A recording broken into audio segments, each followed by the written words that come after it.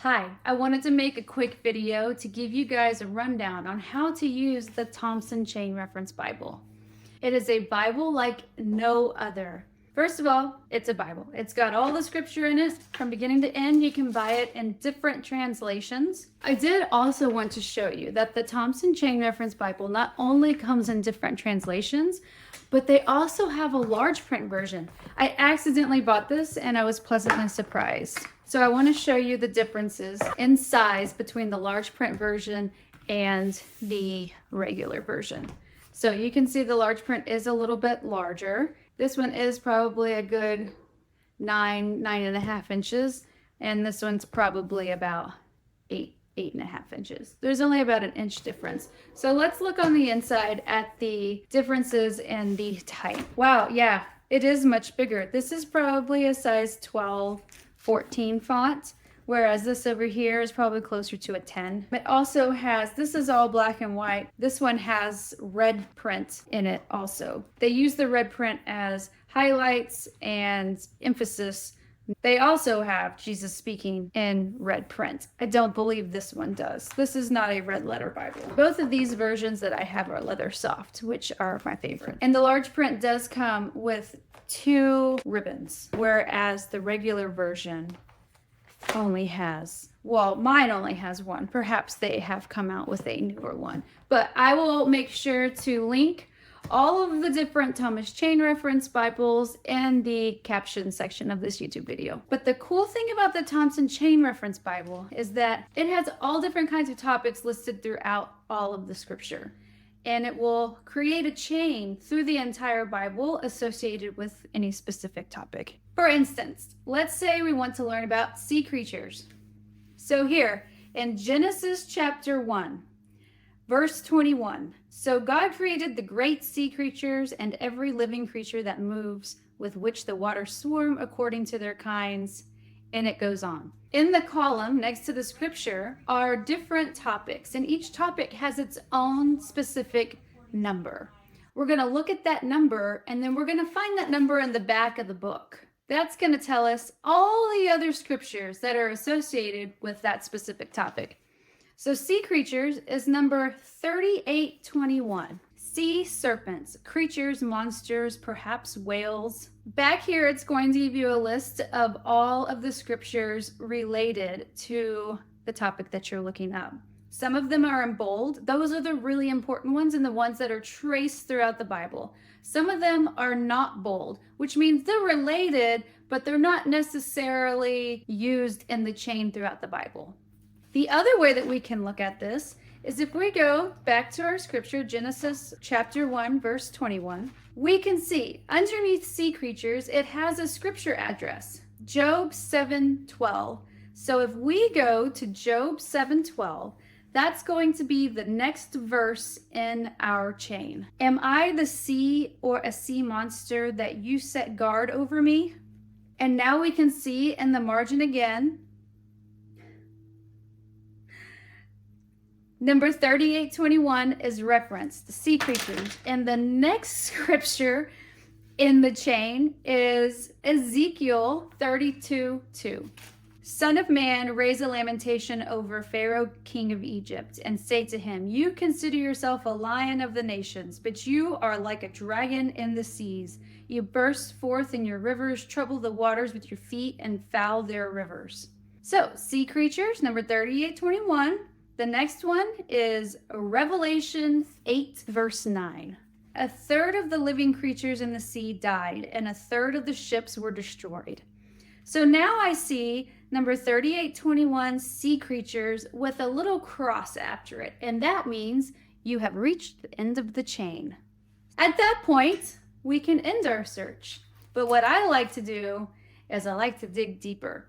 So I'll go back to those scriptures and I'll look to see if there's any other topics associated with those scriptures that maybe I hadn't thought about.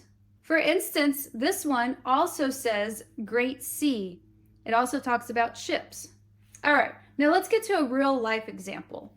Let's say I am trying to encourage somebody or myself about God being there to help us. I'm going to look up Psalm 121. because I know the very beginning of that psalm talks about God being our helper. Psalm 121, verse 1 and 2. I lift up my eyes to the hills, for where does my help come from? My help comes from the Lord who made heaven and earth. So the different topics are looking heavenward, divine helper, and creator. So let's go for divine helper. Now I look and I see that it's number 1560, but it doesn't have a scripture after it, which means it's related to the topic divine helper, but it's not part of the main thread throughout the Bible. So now I'm going to look it up in the back of the book so it will tell me where the thread starts. Divine helper, God as helper of his people. General references to. So divine helper has more than one subtopic. There are lists of general references to divine helper, way provided, difficulties overcome, obstacles removed, and way provided as a spiritual highway. Also, what I think is really cool about the Thompson Chain Reference Bible is it will give you the positives and then it will also give you the opposites. So if divine helper, providing our way, overcoming difficult obstacles is one topic, the opposite topic would be hindrances and stumbling blocks. So there's also scriptures for hindrances, just general references for hindrances, and then stumbling blocks. Also, one of the things that you'll notice in the Thompson Chain Reference Bible is that some of the topics that you pick will already have the scriptures written out in the back for you. Other topics don't, so you have to flip back and forth. I don't know why, but when you find them with the scriptures, it's a lot quicker. So let's see, general references to divine helper would start in Deuteronomy 33:29. And there's lots of scripture. Let's say there's probably 17 scriptures here, if I had to guess. Divine helper, difficulties to overcome, starts in Exodus 14:16 with, lift up your staff and stretch out your hand over the sea and divide it, that the people of Israel may go through the sea on dry ground. That was a pretty big difficulty to overcome, God being the divine helper in that situation. Let's see, divine helpers, obstacles removed. It starts in Isaiah 44. Every valley shall be lifted up and every mountain and hill made low. The uneven ground shall become level and the rough places a plain. If every valley is coming up and every mountain is going down, the divine helper is removing all of these obstacles. The last one is divine helper as a way provided as a spiritual highway. Now, this specific topic does not have the scriptures referenced, but it does tell me all of the scriptures listed. I'm going to start in Proverbs 15:19. The way of a sluggard is like a hedge of thorns, but the path of the upright is a level highway. So if I look at this scripture, it also has other topics associated. Sluggard, hedges, way provided, right way, and spiritual highway. This is part of the main thread. So after spiritual highway, I do have the next verse in the thread, which is Proverbs 16:17. The highway of the upright turns aside from evil. Whoever guards his ways preserves his life. Spiritual highway, and it also has this next scripture. Shun evil, keep yourself.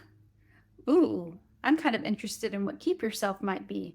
Now I'm going to go to 812. Now, if I was still looking at divine helper and I just wanted to sidetrack for a second, I'm going to put a bookmark here. Sometimes I can get so sidetracked, I have like 6 bookmarks in my place, and then I completely forget where I'm going. So what I have found that is helpful is to keep a piece of paper and a pen and write down the numbers that you're searching through. And once you finish going through all of the scriptures in one specific topic, I'll check off that topic number and then move to the next one.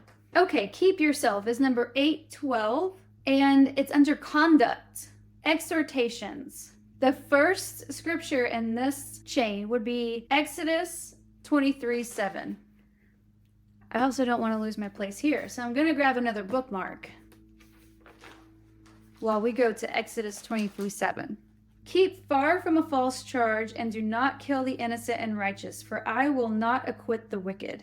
Keep yourself from false charges. Deuteronomy 4:9 is the next one. Only take care and keep your soul diligently, lest you forget the things that your eyes have seen, and lest they depart from your heart all the days of your life. Make them known to your children and your children's children. Keep yourself from evil. I really like this topic. And I don't think that it's one that you would normally just think off the top of your head. But sometimes we need this reminder and this conviction. Are we keeping ourselves? Also, as part of this topic are take heed, watchfulness, forgetfulness, teaching enjoined, and instruction. So if you're a parent, teaching enjoined and instruction might be one that you want to look up. The last thing that I want to show y'all is that there is an index. That's what all my pink notes are for. One is popular scriptures that I was looking up, but this one right here is so that I don't have to keep looking for the first page of the index. So it says the Thompson Comprehensive Bible Helps. There is an alphabetical index. So if you don't know what you're looking for, you can come in here and there are hundreds of different topics listed alphabetically. So once you find what you are looking for, let's say I wanted to look up divine help, I can look in the D's and wow, divine has so many different words all the way down this column into the next column. But divine helper is listed here. It gives you the topic number, which is 1560. So that way you can flip to the back to find the scriptures listed for the topic that is labeled 1560. Here we are again, divine helper, general references to ways provided, obstacles removed. That's a really quick look at the Thompson Chain Reference Bible. I dare you to not get addicted and to spend any less than 30 minutes at a time digging through these things because it's impossible. This Bible has really helped me in making prayer Bibles. It has helped me in finding scriptures to pray for other people. It has also helped me just to reframe different types of scriptures. So if I come across a scripture and it doesn't really make a lot of sense, I can look at the different topics that it's speaking into, and that helps me develop the perspective that I need to be able to read it in context. I hope you have enjoyed going over a really brief view of the Thompson Chain Reference Bible. If you follow me on Instagram, you know that I often refer to this as the Tommy Bible because it reminds me of a Tommy gun and I just imagine myself shooting away all of the lies.